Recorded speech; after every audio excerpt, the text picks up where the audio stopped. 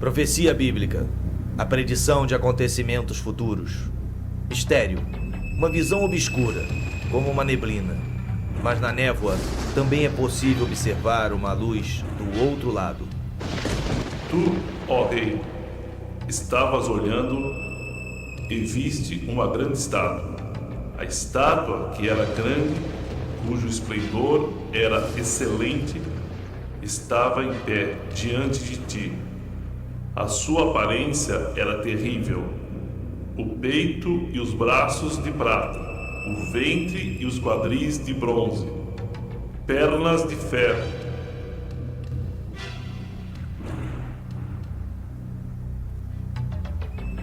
Estavas vendo isto quando uma pedra foi cortada sem auxílio de mãos. Este é o sonho e também a sua interpretação. Diremos ao rei. E para onde caminha a tecnologia? Será que o microchip resolverá os problemas do mundo e dará a todos mais tempo para gozarem a vida? Ou estará abrindo caminho para os olhos sempre vigilantes do Big Brother? A internet promete facilitar a nossa vida, conectando-nos a milhões de pessoas em todo o mundo. Mas será que com isso estará fragmentando a família e destruindo a privacidade? Segundo uma recente pesquisa, 6 em cada 10 norte-americanos consideram que o fim do mundo acontecerá no futuro não muito distante. 49% acreditam que haverá o anticristo e 44% acreditam na batalha final do Armagedon. Haverá um Armagedon? De acordo com a Bíblia, sim, mas não agora. Antes virão alguns acontecimentos catastróficos descritos detalhadamente nas profecias do Antigo e do Novo Testamento. Espantosamente, dos 66 livros da Bíblia, que incluem o Antigo Testamento judaico e o Novo Testamento cristão, 18 são dedicados apenas a predições de acontecimentos futuros, e quase que 1 de cada 2 livros contém alguma profecia significativa. Israel, o berço da profecia. Mais profetas andaram por este poeirento pedaço de terra, que tem aproximadamente 80 quilômetros de largura e 400 quilômetros de comprimento, do que em qualquer outro lugar da face da terra. Profetas judeus previram não só a história do seu próprio povo com detalhes incríveis, mas também a ascensão e queda de impérios, bem como o destino da raça humana. A profecia do profeta Daniel, mais fácil de se entender, é a interpretação do sonho de Nabucodonosor. É uma das profecias mais espantosas já dada ao homem.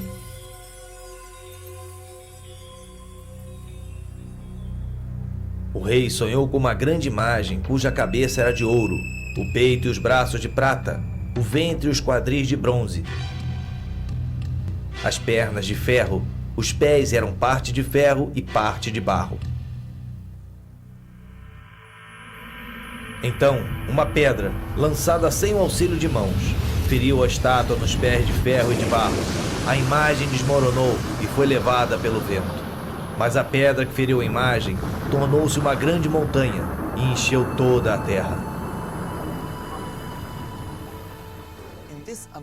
Nesta visão espantosa, cada parte da imagem simboliza um diferente império que Deus predisse que iria governar o mundo.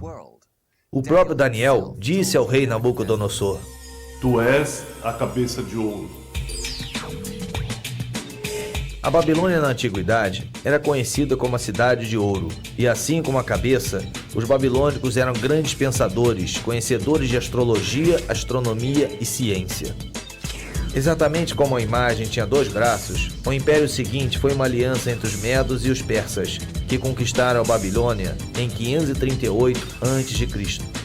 Eles eram muito hábeis com as mãos, especialistas em trabalhos manuais e construção. O Império Medo-Persa foi conquistado em 333 a.C. pela Grécia, que Deus comparou ao ventre da imagem. O povo grego era hedonista, sempre em busca do prazer, simbolizado aqui pelo ventre e os desejos da carne. Roma foi o império seguinte, simbolizado pelas 2 pernas de ferro da imagem. Foi o mais forte de todos, governando o mundo com mão de ferro. Assim como as duas pernas, era dividida no Império Ocidental e no Oriental. E também como as duas pernas, os romanos marchavam bastante. As pernas eram a parte mais longa do corpo. E de todos os impérios mundiais, Roma foi o que governou por mais tempo, quase 1000 anos. Desde então, o mundo tem estado dividido em vários outros impérios, mas nenhum forte o suficiente para governar o mundo inteiro.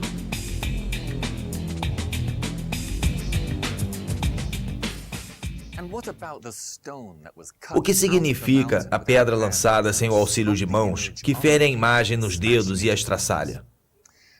As profecias de Daniel podem parecer um pouco complicadas, mas é significativo o fato de conseguirmos entender estes mistérios, porque Deus disse a Daniel: Tu, porém, Daniel, encerra as palavras e sela o livro, até o tempo do fim.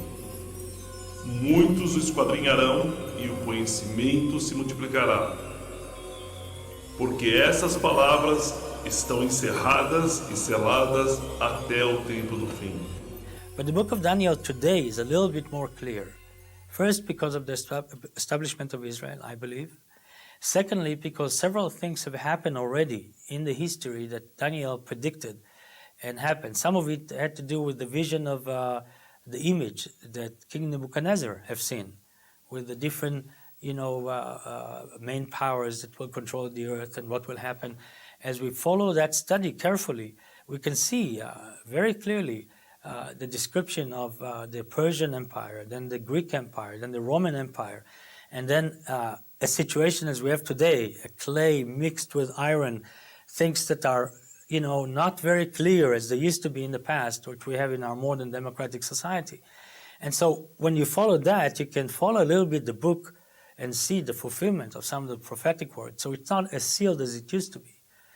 I do believe there are certain things that's still hidden from our eyes that Daniel talks about, and a good study, a thorough study, will open it up before those who really study it, along with the book of Revelation.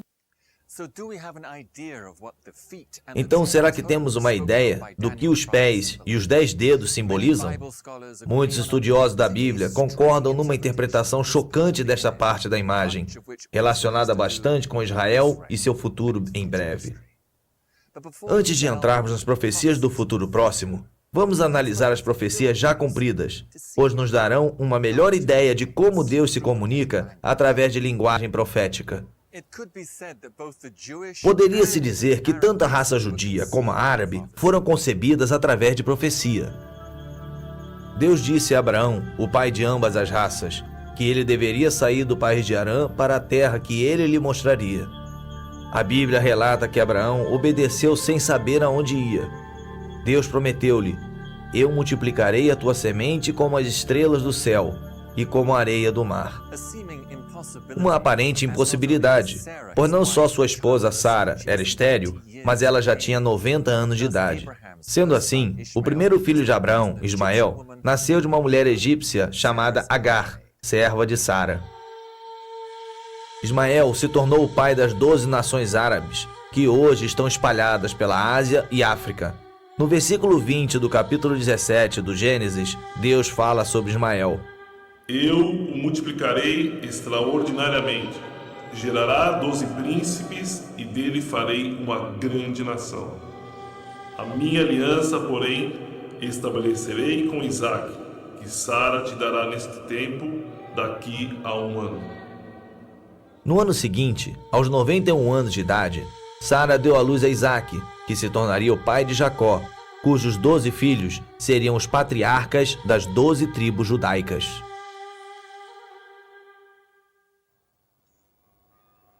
Se você visse um mapa interativo de Israel, poderia clicar sobre qualquer cidade ou vista histórica e o encontraria como parte integral de alguma profecia já cumprida, sendo cumprida ou a se cumprir. E nada melhor do que a velha cidade de Jerusalém, a capital religiosa do mundo através das eras e o centro das 3 maiores religiões mundiais. Esta é a Porta de Sião, situada na cidade de Jerusalém e construída por Davi, o menino pastor que tornou-se rei. Davi amava muito Sião, e os seus famosos salmos estão repletos de menções poéticas e proféticas sobre esse lugar. Agora o seu corpo descansa neste túmulo, no lugar que ele tanto amava. O Monte Sião originalmente significava a cidade de Davi. Durante uma época foi a parte mais importante de Jerusalém, mas hoje é um campo de cultivo, um cumprimento da profecia de Miqueias. Sião será lavrado como um campo. Depois da morte de Davi, seu filho Salomão construiu o primeiro templo judaico no alto do Monte Moriá, o local onde Abraão ia sacrificar Isaque, seu filho, obedecendo ao que Deus lhe dissera. A partir de então, o Monte Moriá tornou-se Sião, o mais importante de todos os lugares sagrados para os profetas judeus daquela época. O primeiro templo, edificado pelo rei Salomão, foi destruído em 586 a.C. pelo exército babilônico do rei Nabucodonosor.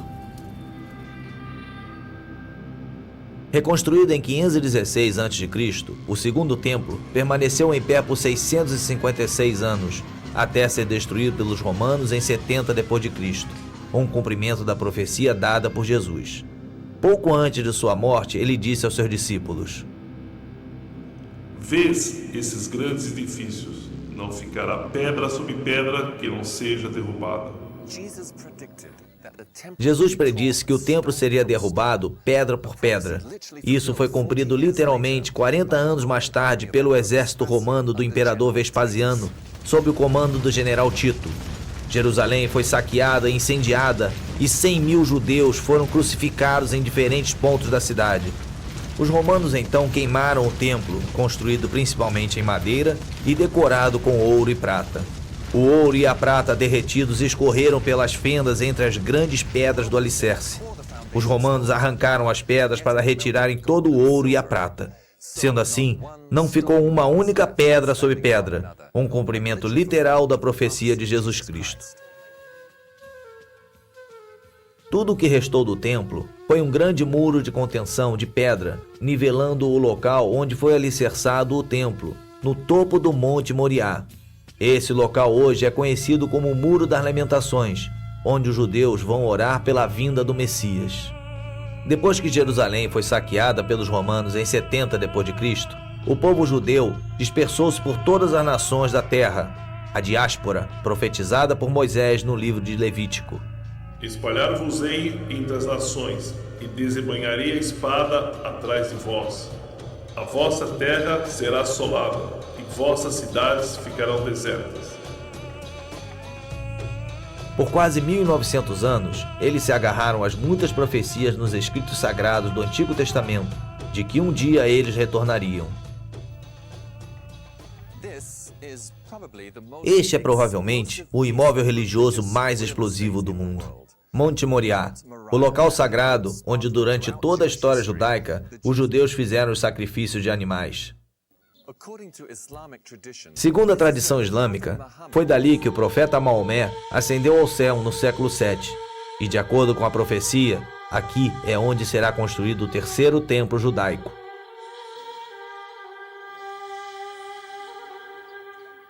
Esta é a Mesquita de Omar e o lugar de adoração mais santo do islamismo, construída em 600 d.C. É também chamado de Cúpula da Rocha, porque ali dentro encontra-se a pedra sobre a qual Abraão ia sacrificar seu filho Isaque. Durante os 500 anos do governo romano e bizantino, o cristianismo predominou na Palestina, mas após a conquista árabe de 641, ela ficou sob influência do islamismo. No ano de 1099, as cruzadas tomaram Jerusalém e estabeleceram um reino feudal que durou até 1291, quando os europeus foram então expulsos pelos egípcios.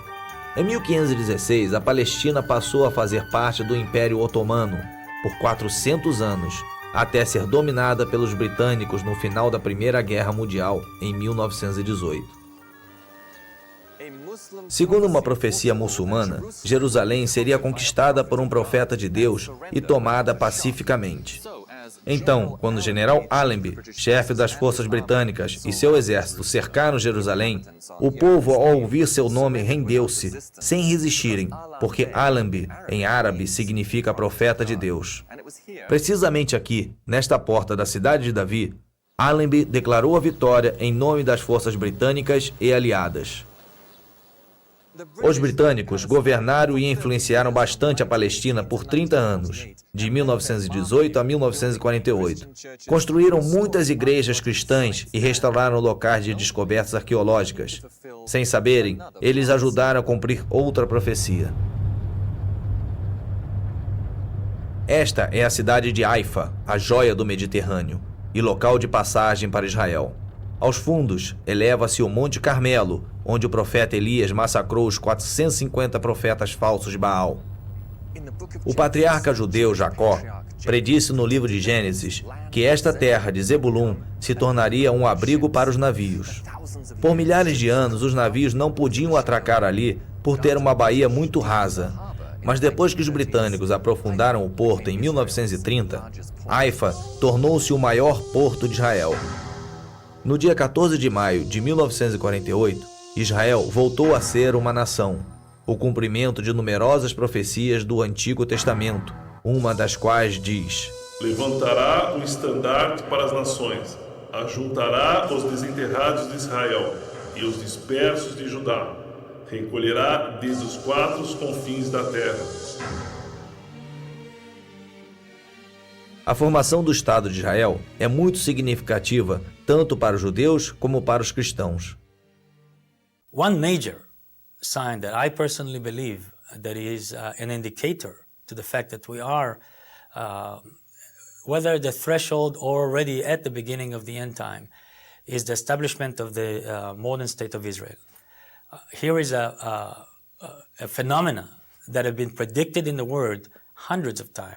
The Old Testament is full of prophetic word about the restoration of Israel. Ao mesmo tempo que os cristãos buscam sinais indicadores da volta de Jesus, os judeus buscam sinais da vinda do Messias. Há muitos judeus ortodoxos ensinam que o mundo duraria por 6.000 anos antes do Messias vir, e com ele a raça humana passaria por um período de 1.000 anos de paz, já que Deus criou o mundo em 6 dias, de acordo com Gênesis 1:31, e descansou no 7º dia, de acordo com Gênesis 2:2, eles interpretam que a história mundial atingiria o seu clímax dentro desse parâmetro também. The first 2,000 is until Abraham. When Abraham was 52 years old was the first 2,000. Then he had a covenant with God that will be his God and will give him the land. The second 2,000, the middle 2,000 was from between 2 to 4 is the 2,000 where the prophecies are being written. The Bible and all, the entire Bible. The last 2,000 is from the destruction of the second temple. It comes, by the way, by the date to the year. Another time we have to explain that. So the last 2,000 is the 2,000 of the era of Mashiach. Eles citam o Salmo 90:4, que diz: porque 1.000 anos ao teu lado são como ontem quando passam. Da mesma maneira, o cristão considera a segunda epístola de Pedro, capítulo 3, versículo 8, que diz: há todavia uma coisa, amados, que não deveis esquecer, que para o Senhor um dia é como 1.000 anos, e 1.000 anos é como um dia. Creation, 6th day of creation. The 7th day is the last 1,000, is the day of God, the kingdom is totally revealed in the world. A reconstrução do Templo de Salomão, no monte, é de tal importância para os judeus que há séculos eles oram por isso e encerram toda a cerimônia de casamento quebrando um copo para lembrar os convidados da destruição do templo. A construção do terceiro templo está muito além da fase de planejamento. Aqui, no meio de uma rotatória construída pela Prefeitura de Jerusalém, não muito longe do portão de Damasco, da velha cidade, é onde muitos consideram ser o local para a pedra angular do novo templo. The Bible tells us, and you shall make for me a sanctuary that I will dwell among you. So that's really the comprehensive commandments regarding the construction of the temple. And then there are many other commandments as well. The commandments really can be fulfilled today in a number of ways, kind of in absentia, or maybe kind of in a piecemeal fashion, in view of the impediments towards actually building the temple until such time as is more fitting. So the main way that the Institute is going about the fulfillment of the commandment and occupying itself with the goal of trying to do really as much as possible in our time towards the temple is by creating the vessels. So the vessels that are being created today are not just models or replicas, but are actually made in accordance to the biblical requirements and therefore are really ready to be used according to biblical law and can be used in the new temple. There is plans, sure there is plan. As a matter of fact, there is places in Jerusalem that they're already building the vessels and they're learning like in yeshivas, like here in Mount Zion we have a yeshiva, we have a university for Jewish studies. They learn all the different laws as to do with the sacrifices and all the different laws as to do with the temple. And they're preparing themselves, if they're priests, they come from the tribe of Levites, so then they prepare themselves to be ready, and all this come to unfold, they'll be ready to serve God in the temple. We believe that this is the destiny of the Jewish people and that we are commanded to be occupied with the building of the temple, just as we are commanded to sanctify God's name in every other way. So no, we're not really waiting for the Messiah. We don't feel that his arrival is a prerequisite for the building of the temple. Contudo, a reconstrução é inviável, porque para isso a mesquita de Omar teria que ser demolida, e isso daria início a uma guerra santa entre judeus e árabes. Aí entra o anticristo, uma personalidade política brilhante e carismática predita na Bíblia, que resgata o mundo de um quase colapso devido a problemas sociais e econômicos que ainda estão por ocorrer. Este gênio diplomático realiza o inacreditável. Ele consegue a proeza de trazer paz ao mundo e, de acordo com as profecias bíblicas, passa a ser adorado pelo mundo todo. Agora, voltando à interpretação do sonho de Nabucodonosor, Daniel mencionou os principais reinos e impérios do mundo, começando com a Babilônia, o império de Nabucodonosor. Uma última parte dessa imagem, que representa a história do mundo, ainda permanece. Como os dedos dos pés eram parte de ferro e parte de barro. Assim, por uma parte o reino será forte e por outra será frágil. Sem rei, não existe reino. Neste caso, a profecia refere-se ao anticristo. Daniel, mais tarde, explica que os 10 dedos simbolizam 10 reis que juram lealdade e apoio ao anticristo por um tempo. O ferro representa os governos duros e ditatoriais, e o barro, os mais democráticos e maleáveis. E assim como o ferro e o barro não se misturam, estas duas ideologias são governos opostos. O que mais nos diz a Bíblia sobre esta pessoa tão poderosa? Ele virá caladamente e tomará o reino com lisonjas. Ele soluciona o problema no Oriente Médio e assina um acordo de paz de 7 anos. Uma aliança que dá aos judeus, muçulmanos e cristãos direitos iguais à parte velha de Jerusalém e à área do templo. Parte deste acordo permite que os judeus reconstruam o seu templo. Como ele vai solucionar o problema do local para a reconstrução ainda é um mistério, embora a Bíblia indique que ele descobrirá uma maneira. As we know, the Antichrist will be a figure of man who proclaim peace that will attract the world with what we call today the New World Order. Very similar kind of concept, a New World Order of peace and harmony and tranquility, of living together. That person will be very attractive, probably very intelligent, and very well able to communicate, where he will attract people to believe in the peaceful solutions that he will bring to humanity. E ele confirmará uma aliança com muitos por 7 anos. O profeta Daniel diz que o anticristo trabalhará enganosamente e usa a palavra vil para descrevê-lo. Tendo conseguido a confiança e a adoração do povo, depois de 42 meses, ou seja, 3 anos e meio no poder, ele rompe repentinamente a aliança de paz com Israel e invade do norte, fazendo cessar a adoração no templo e revelando a sua verdadeira personalidade e intenções. A profecia indica que nessa hora, o líder mundial fica possuído por Satanás e declara-se Deus. The devil all along is trying to imitate God. He's trying to be like God, trying to rebel against God by being as strong and as powerful in influencing mankind like God does. And so the Antichrist will have a lot of aspects that will appear as, portrayed for the Messiah, for Christ. He may be a very powerful man. He may even do some supernatural acts. We don't know.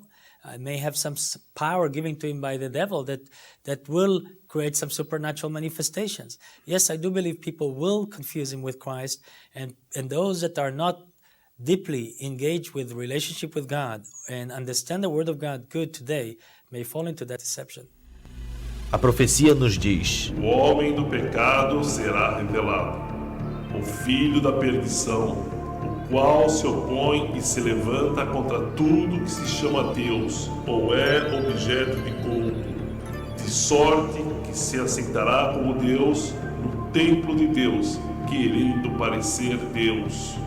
Na metade da semana, para cessar o sacrifício e a oferta de manjares. Foi ali, no Monte das Oliveiras, que Jesus acrescentou uma instrução muito clara em relação à profecia de Daniel, dizendo aos seus seguidores como agir quando o anticristo fizesse cessar o sacrifício no templo e estabelecesse a abominação da desolação, ou seja, a sua própria imagem como um Deus, em algum ponto do lugar santo, no templo neste monte. Quando, pois, virdes a abominação de desolação de que falou o profeta Daniel no lugar santo, então os que estiverem na Judeia fujam para os montes. Quem estiver sobre o telhado não desça a tirar de casa coisa alguma. E quem estiver no campo não volte atrás para pegar a sua capa. Porque nesse tempo haverá grande tribulação, como desde o princípio do mundo até agora não tem havido, nem haverá jamais. Esta abominação da desolação, descrita pelo profeta Daniel e Jesus, é também chamada de imagem da besta, no livro do Apocalipse. Com base no que a profecia descreve, poderia ser uma máquina computadorizada, que pode falar e mandar matar qualquer pessoa, em qualquer lugar que se recuse a adorá-la. Este rei fará conforme a sua vontade, e se levantará e se engrandecerá sobre todo Deus, e falará coisas espantosas contra o Deus dos deuses. Não terá respeito aos deuses de seus pais, nem ao desejo de mulheres, nem a qualquer Deus, porque sobre tudo se engrandecerá. Aí é que o anticristo insiste em que todos recebam a marca da besta. Talvez um chip implantado na testa ou um número de identificação na mão que lhe permitiria comprar ou vender e sem o qual não se poderia fazer nenhuma transação comercial. A todos, os pequenos, os grandes, os ricos e os pobres, os livres e os escravos, faça que lhe seja dada certa marca sobre a mão direita ou sobre a fronte, para que ninguém possa comprar ou vender, senão aquele que tem a marca, o nome da besta ou o número de seu nome. Ora, esse número é 666. Pela primeira vez na história, existe uma infraestrutura tecnológica para um ditador mundial se encaixar numa sociedade ao estilo Big Brother, sem dinheiro. O papel moeda está desaparecendo e sendo substituído por cartões de plástico com uma faixa magnética ou chips. Mas nem todos serão engodados pelo anticristo. Ele não conseguirá estabelecer o seu governo mundial completamente. Daniel prediz que algumas nações se rebelarão e se recusarão a adorá-lo ou receber a marca, principalmente nações cristãs, judias e muçulmanas, a maioria das quais rejeita a adoração a ídolos. O anticristo reage iniciando a pior perseguição em massa em toda a história. Sobre isso, Jesus diz: Se aqueles dias não fossem abreviados, nenhuma carne se salvaria, mas por causa dos escolhidos serão abreviados. Esta caçada humana, semelhante à perseguição romana contra os primeiros cristãos, só que muito pior, vai durar 3 anos e meio e é conhecida como a Grande Tribulação. Então aparecerá no céu o sinal do Filho do Homem, e todos os povos da terra se lamentarão e verão o Filho do Homem vindo sobre as nuvens do céu, com poder e muita glória. E ele enviará os seus anjos com grande clamor de trombetas, os quais ajuntarão os seus escolhidos desde os 4 ventos, de uma a outra extremidade dos céus.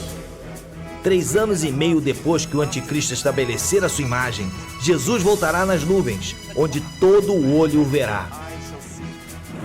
Ele reunirá aqueles que lhe permaneceram fiéis através da grande perseguição do anticristo, literalmente tirando-os da terra e indo ao seu encontro nas nuvens.